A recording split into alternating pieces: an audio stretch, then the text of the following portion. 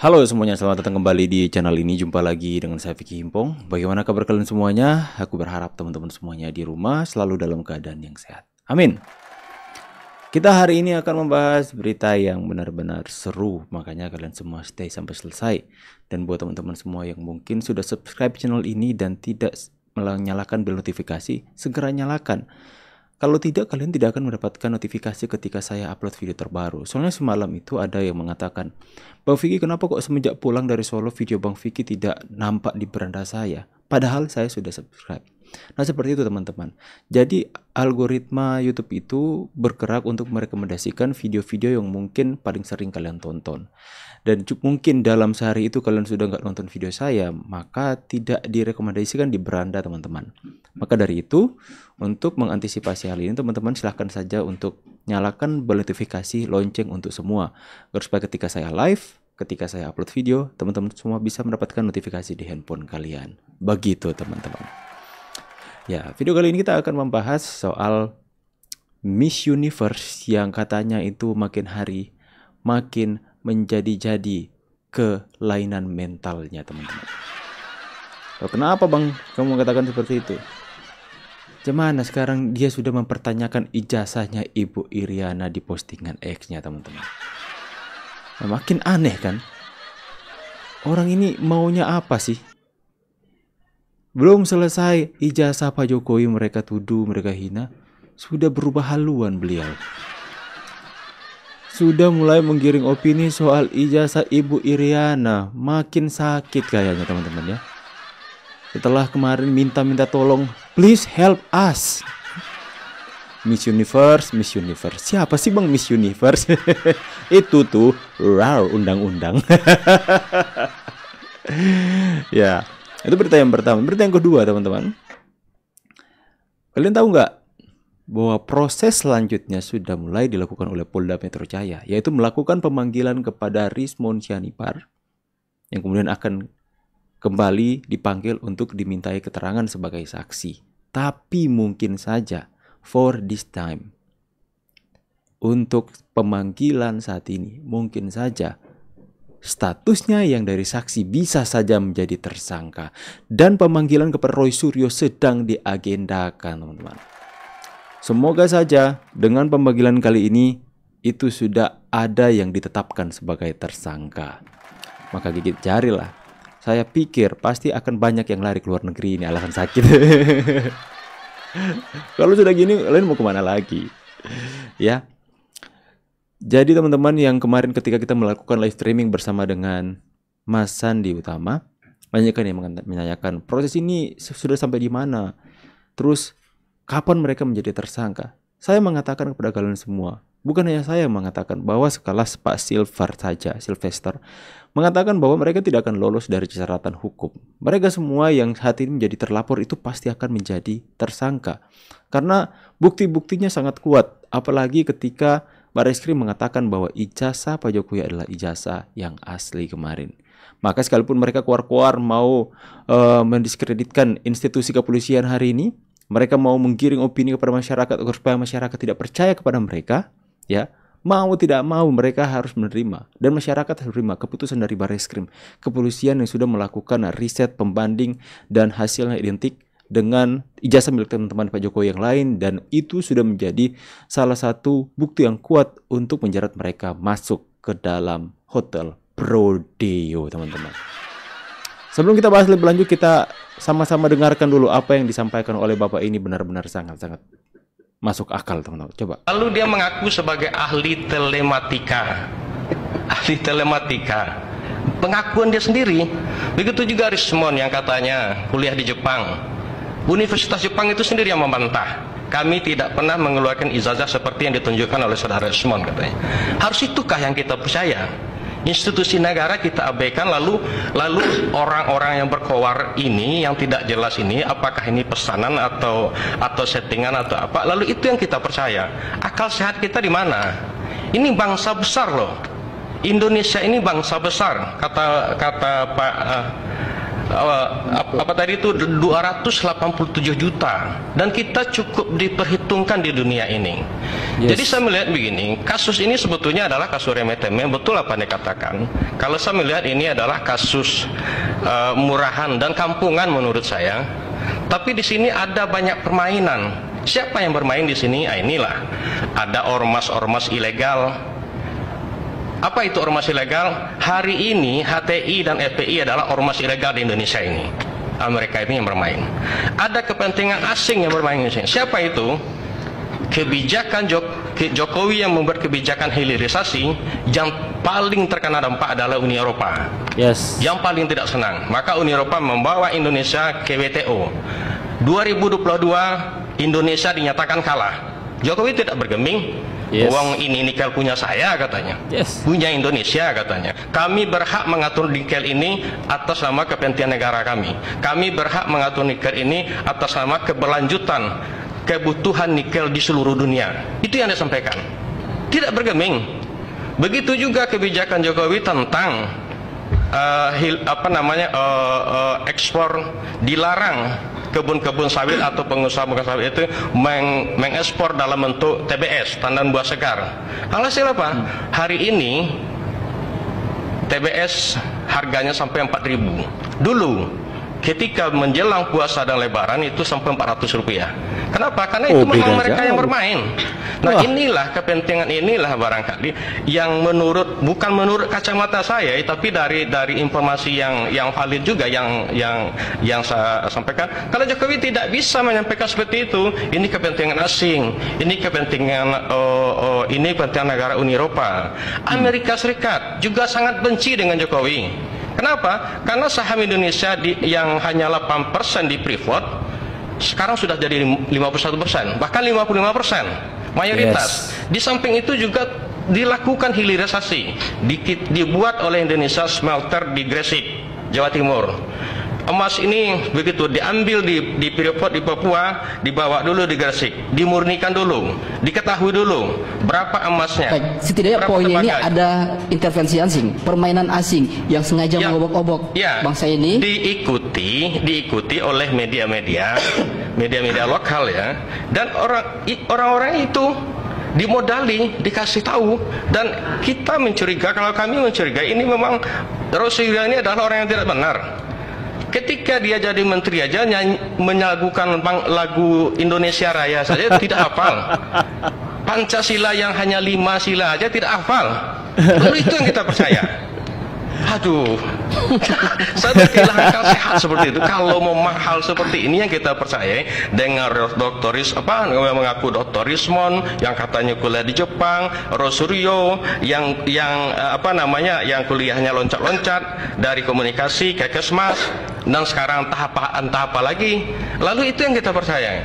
Jadi ya sudahlah, ini kayak kalau saya melihat tidak salah, keduanya memang telematika bukan Kesmas. Apanya? S3-nya. S3-nya belum selesai. Telematika. S2-nya Kesmas. Udah dokter dia? Iya, itu silakan aja. S3-nya. Kalau S2-nya Kesmas. Kalau belum dokter, pemalsuan juga dia berarti ya. Pemalsuan juga. Dokter dia. Justru mereka berdua inilah dia yang ditambah sama dokter yang perempuan itu satu lagi. Ini yang patut kita Miss Universe. Jadi kalau saya melihat seperti ini ya Bung Nasir, cobalah kita sasaran Jokowi dan Gibran ini adalah, kalau saya melihat ini adalah sebagai sasaran antara. Orang-orang pembenci Jokowi ini berusaha membenturkan Prabowo dengan teman-teman ya, orang-orang yang saat ini sedang membuat kacauan untuk membenturkan Pak Prabowo dengan Pak Jokowi, itu memang terlihat jelas ya, banyak yang memberikan opini dan narasi seperti itu ya teman-teman ya. Itulah yang menjadi kelucuan hari ini. Banyak juga masyarakat yang termakan lebih memilih untuk mempercayai orang-orang yang bahkan ya bisa dikatakan ijazah mereka dipertanyakan juga hari ini. Ya, gelar mereka pun ditanyakan. Ada yang misalnya dari postingan Pak Joshua Sinambela mengatakan bahwa kami tidak pernah menerbitkan ijazah atas nama Rismon Sianipar. Itu makanya diduga kan kalau ijazahnya palsu teman-teman. Dan juga begitu banyak perbandingan kita sudah membahas di beberapa kali live streaming kita soal bagaimana keabsahan dari ijazah seorang Rismon Sianipar yang benar-benar dipertanyakan. Karena begitu banyak perbandingan, misalnya ada yang melakukan ijazah pembanding. Mereka yang lulus dari Yamaguchi University itu membandingkan dengan ijazah yang ditunjukkan oleh Rismon Sianipar yang dimana itu benar-benar jauh beda dari kertasnya saja ya. Dari nama Presiden Yamaguchi saja di tahun itu padahal sudah ganti dan sebagainya. Dan sampai sekarang ini tidak ada yang dari pihak Rismon memberikan klarifikasi soal tudingan-tudingan yang dituduhkan kepada dia. Dan masyarakat tidak sedikit ya, banyak yang lebih mempercayai mereka ketimbang lebih mempercayai seorang Pak Jokowi yang benar-benar seperti apa yang dikatakan Bapak tadi. Itu benar-benar apa yang dilakukan oleh Pak Jokowi adalah hal-hal yang luar biasa dahsyatnya. Itu sampai Pak Jokowi itu benar-benar mengguncang kekuatan besar di dunia. Uni Eropa, mereka bukan kaleng-kaleng teman-teman. Itu adalah negara yang maju saat ini, negara besar dibanding kita dengan negara yang berkembang teman-teman. Ya, negara yang ya masih belum bisa dikatakan negara yang besar, negara yang maju, belum teman-teman. Tapi seorang Pak Jokowi itu berani mengatakan di depan mereka kalau ingin menjalin kerjasama dengan kami, dengan Indonesia, tidak boleh ada satu negara pun yang mendikte negara kami. Tidak boleh ada satu negara pun yang mencoba untuk mengintervensi, untuk mengatur-ngatur, untuk kami apakan sumber daya kami. Itulah yang dikatakan Pak Jokowi yang sempat saya bahas ketika saya mungkin baru pertama kali untuk membahas politik. Yang saya bahas adalah pidato Pak Jokowi di Uni Eropa, di rapat atau sidang Uni Eropa yang mengatakan di mana ya tidak boleh ada satu negara pun yang ingin menjalin kerjasama tapi mau mendikte Indonesia, tidak boleh. Kemudian Pak Jokowi langkah-langkah yang dilakukan hilirisasi, keputusan besar Pak Jokowi dalam melakukan pemberhentian untuk melakukan ekspor nikel teman-teman sebagai raw material atau bahan mentah teman-teman, itu benar-benar berdampak yang luar biasa. Itu keputusan itu bukan keputusan yang gampang. Keputusan yang diambil oleh Pak Jokowi itu berdampak resiko yang besar atas kehidupan Pak Jokowi sendiri, kehidupan kebangsa dan negaraan. Tapi Pak Jokowi yakin selama yang dia lakukan itu berdampak baik untuk rakyat Indonesia, apapun karir politiknya pun Pak Jokowi katakan akan dia pertaruhkan teman-teman. Ini yang lebih dari Pak Jokowi. Sudah menjadi presiden 2 kali Indonesia. Tapi mereka lebih mempercayai sekompolan gerombolan-gerombolan yang tidak jelas ini dibanding dengan dua periode. Seorang presiden 2 periode yang sudah berhasil membawa Indonesia sampai titik ini. Lucu kan teman-teman? Benar apa yang dikatakan Bapak tadi dalam pembahasannya. Makanya orang-orang yang lebih percaya kepada Roy Suryo, Rismon, Tifa itu adalah orang-orang yang sebenarnya harus dipertanyakan juga ya teman-teman ya. Harus dipertanyakan. Kan simpel saja. Seorang Pak Jokowi dikatakan adalah manusia politik.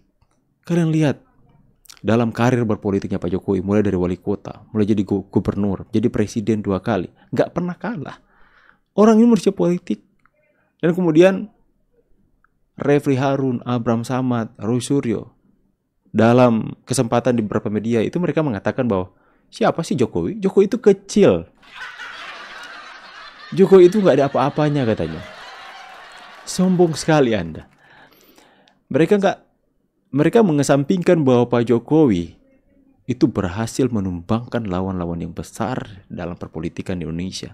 Dalam tanda kutip, Pak Jokowi adalah orang politik yang berhasil sampai beliau sudah tidak menjabat apapun, masih terus menjadi pemberitaan nasional. Dan terus mereka katakan Jokowi kecil. Sekarang Pak Jokowi mulai bergerak. Pada kepanasan kan, pada lari minta tolong sampai internasional. Ada yang cosplay Miss Universe, undang-undang. Ya itulah mereka teman-teman ya. Yang mereka lakukan hari ini adalah sebuah tindakan-tindakan yang sebenarnya di mata Pak Jokowi sebenarnya hal yang kecil. Malah Pak Jokowi bisa membalikkan. Mereka katakan Pak Jokowi siapa sih Jokowi? Jokowi kecil. Sebenarnya kita bisa melakukan ini, melakukan itu kepada beliau. Sekarang, ketika Pak Jokowi bertindak, Pak Jokowi di mata kalian itu remeh-temeh karena itu kecil di mata Pak Jokowi. Di mata Pak Jokowi kalian itu sebenarnya masalah ini sebenarnya nggak ada apa-apa. Makanya Pak Jokowi dalam satu kesempatan mengatakan bahwa sebenarnya kalau dalam masalah ijazah ini saya tuh sedih. Dalam artian mungkin ya, sedih hal sekecil ini kok bisa bikin saya sampai sedih ya. Sedih kenapa? Sedih karena mereka ini terlalu kecil untuk menjadi lawan Pak Jokowi. Ya, sedih. Sedih karena lawan saya tidak seimbang. Jadi seperti itu teman-teman ya. Jadi apa yang mereka lakukan hari ini seperti yang dikatakan tadi oleh Bapak tadi ya. Ada ormas-ormas di belakang mereka. Pengacara mereka saja. Coba kalian lihat rekam jejak si Tom Pel itu. Jadi seperti itu teman-teman ya. Jadi kalian melihat bahwa semakin gencar mereka untuk melakukan fitnah demi fitnah untuk mereka mau memprovokasi masyarakat. Berharap siapa tahu saja masyarakat akan membantu mereka dan melawan pemerintahan hari ini. Hehehe. Susah Miss Universe. Aduh. Pakai sudah posting tuh fotonya Ibu Iriana. Ini memang manusia ini nggak ada hati ya teman-teman. Padahal sesama wanita, semua perempuan. Tapi bang, mereka itu hatinya sudah penuhi dengan setan mungkin ya. Ya teman-teman ya. Makanya kita patut mencurigai apa yang mereka lakukan hari ini.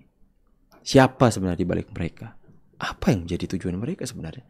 Ini benar-benar patut dipertanyakan dan bukan hanya saya saja yang berasumsi seperti ini. Banyak. Bahkan dalam sebuah forum pembahasan tentang perkutikan hari ini yang terjadi, mereka mengatakan hal yang sama. Ya teman-teman ya.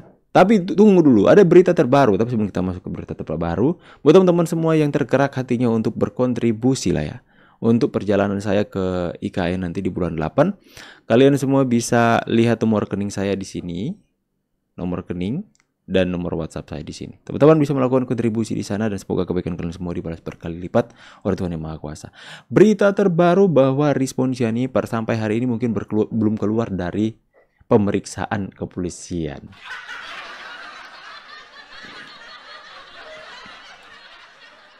Jangan-jangan udah langsung ditahan dia ya.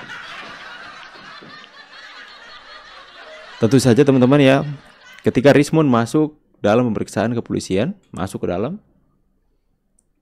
wartawan pasti akan menunggu kan. Loh kok Rizmon gak keluar-keluar nih? Langsung salah satu wartawan WA ke teman-teman YouTuber Nusantara. Pak, kenapa ini Rizmon gak keluar-keluar? Mungkin udah ditahan kali ya. Itu harapan kami.